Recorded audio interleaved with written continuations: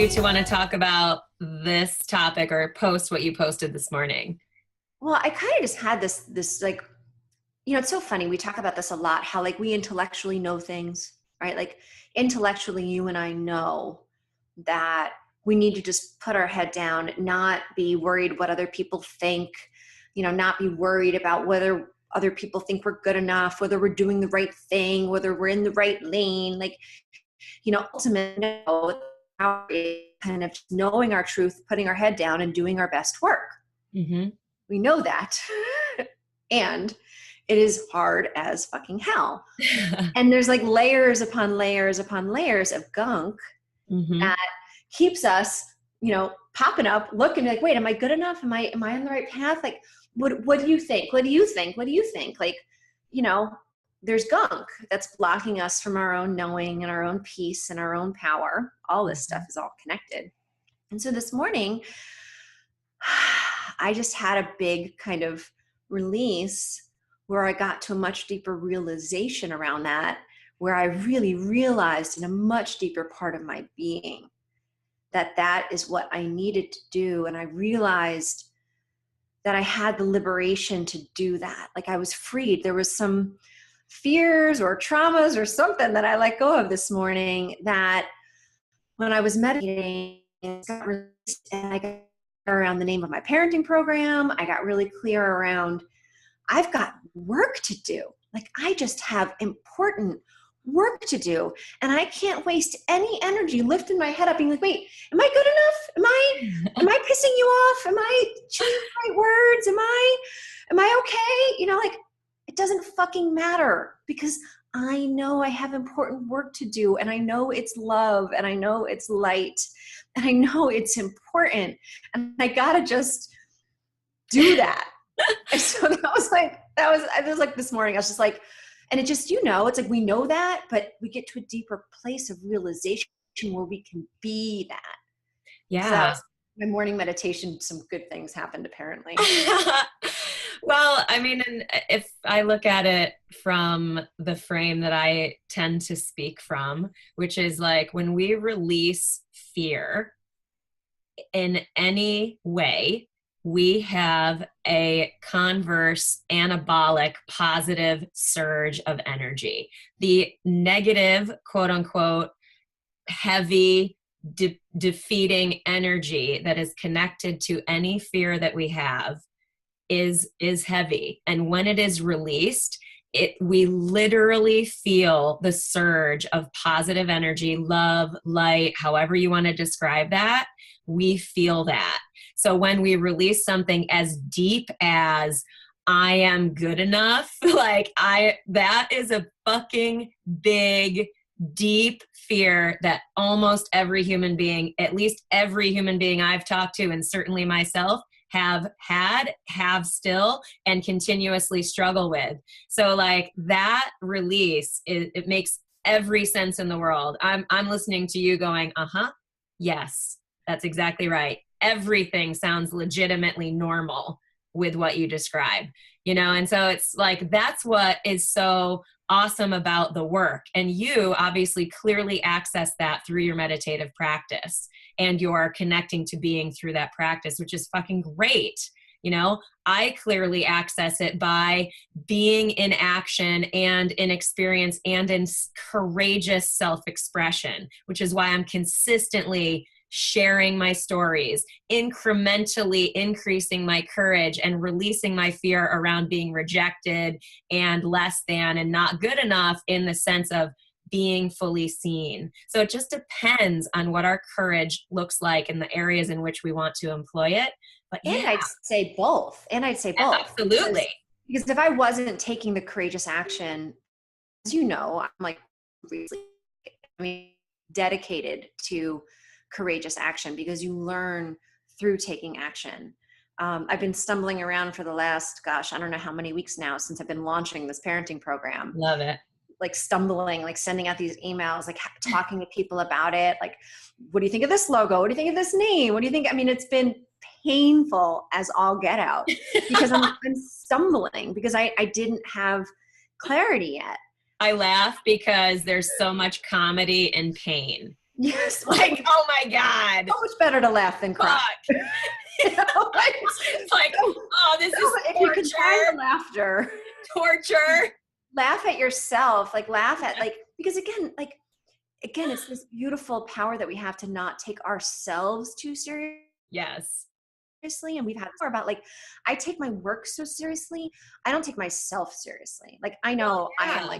I am a comedy of errors. I Well, know I will that. say, Pam, just to interject quickly on that point, is that I've said this forever, is that fun and excellence are not mutually exclusive. Like the way that I always coach skydiving teams and was a player coach on skydiving teams and was a player only in a skydiving team is that we, and just in life, but like we can, the fierce commitment to our goal is unchangeable. Like theoretically, that is solid as fuck. So AKA, we can have fun and that still doesn't change. We can laugh, we can have a great time, and this commitment does not change. So it's Yeah. like fun and excellence are not mutually exclusive. I, in fact, really think that having fun actually magnifies our ability to achieve that goal. It infuse more positivity. What I Mhm. always say too, to add on that, is something doesn't have to be fun to have fun. Yes. So like, sludging through, these like 18 iterations of logos and email, people giving me some, criticism back. I mean, it's not fun technically. Yes, I love And I make it fun because I'm laughing because I'm like, well, I guess I'm not there yet. I guess I'm more, you can love make it. it fun. And it all goes so hand in hand. Agreed. Agreed. It's funny. I think about because basically I'm coming up on my 40th birthday. Woo! You're joining me a few months behind me. Welcome, I welcome. love it. I'm excited. My friend Nadine, she's like, "Welcome to the club." It's a great club. I've I'm said like, this. Geniuses like hit their stride around 40. So we're well, poised. I bring that up because in the like area of considering the like worry about what other people think and going, I'm gonna not care what other people think. I said this to someone the other day, and I really mean it. Is that I think it comes with life experience and being judged plenty of times and surviving and doing things in alignment with our values and feeling how that feels compared to giving a shit what other people think and how what much that applies or helps or hurts or whatever. It's like I finally am like, and it's not that I want people to judge me or be mean to me or anything like that. I don't want that type of experience. Of course, that catabolic energy in any form isn't fun to experience, isn't like doesn't feel good. But I definitely can say like I'm just so I care so much less because I'm so much more clear on my values and what I am up to and what I am out to contribute. So yeah. Absolutely. I feel the same way. And just to also kind of spin one more thing, I feel called to share another really powerful thing that I've realized. This whole like not capable thing. I say that all the time. Like, I don't Wait, care what people think. say that again, Pam. The internet cut out. Sure, not caring about what people think. Like, it's so important. I don't care what people think. I still always care about other people's well-being, right? And I think that I was stuck on that for a while because I was like, but I'm a caring person. And I was stuck. I was like, I hadn't yet figured out the difference where I could not care what people think, but care about their well being. So I still care about everybody and care about everybody's well being while I do my thing. Like, and I know that at some point, like, I'm going to hear their constructive criticism and I'm not, this, egomaniac, bullish kind of person. When I was younger, I was more, and I had those mistakes to learn that I needed to keep being a deep listener. Like, I listen deeply, not necessarily to what people think, but I deeply listen to what I can take from it. And I take the positive always. I just don't let in the negative. Mm-hmm. While I continue to care, I still care. And I have that connection to people. So I stay connected to them while not letting the ebb and flow of their human thinking mess me up. Yeah, and correct me if I'm wrong, when I hear you say I'm still connected to them, I hear that as an energetic, that you're not necessarily engaging this person, but you are energetically loving them from where you are, Mm-hmm. which I think is awesome to note because this happens so often, at least with the work that I do with clients and working on mindset and untangling fears and trying to source the feelings and all this stuff, all that kind of work that I do with the life coaching, is that this happens a lot where two things will entangle, two mindsets will entangle. And so like picking them apart, like your example here of saying, I care. So I care was sort of enmeshed with I care what people think and I care about them energetically as a human being. They were kind of like this. And you've since separated them and go, okay, this one, I care what they think. That's not so much it. It's I Mm-hmm. care. This is what matters to me, this one. Mm-hmm. Yeah. And that was a huge, ah, it's powerful. It's powerful because it definitely did not feel in alignment to just not care. Totally. Right. Agreed. Agreed. Yeah. I mean, for me, I definitely rest. One of my core values is love, pure Yeah. and simple love. So feeling that's the thing, at least something for me always works is disentangling love as as needing to be active with a person in an active relationship. For me, that I've disentangled that where I don't need to be in active relationship with all humans to love them. That's good. You know, that'd be a lot. it sounds ridiculous, but for No, me but it it's was a just like, block. It was, yeah, like because I was pained by that sort of in a yeah, similar way, being yeah. like, oh, I'm an asshole if I take myself away from someone, however toxic they may be. I've Mm-hmm. now gone, oh no, that's not actually how it's going to work for me. That's not actually what I believe. Yeah. So I Cool. keep going deeper on all this stuff. It's so powerful. Yeah. There's always more layers to it. Like, oh, I mean, I'm like, it seems to be infinite, the number of layers on all this Yeah. stuff, on our human psyche. But it's exciting because as we keep doing this work, it's definitely unlocking our power. Yeah. It feels really good. It so does. Yeah. Yeah. Good shit. It is. It I is. love you. I love you so much. I am so Like, we're so grateful much that the universe has blessed me like, with you. thank you, universe. Thank Okay, I'm you. starting to get it. I'm starting to understand. I'm really fucking loved here. Okay. Yeah, like I get it. It is so humbling and powerful and good. It's so good. So good. I'll try not to cry all night I've been Thursday night. crying all day. It is so good. Oh man, Maya Angelou was talking about like her relationship with her mother. I'm crying. I'm forgiving my mother for shit that I realized given her. I said this to my mother. I'm like, you may have felt something this morning. I'd be really surprised if you didn't feel something this morning. Like, I'm laughing. I'm like bursting in red because I am like, the comedy of personal fucking growth is just so, It's so ridiculous. funny It is so because it's so ridiculous. intense.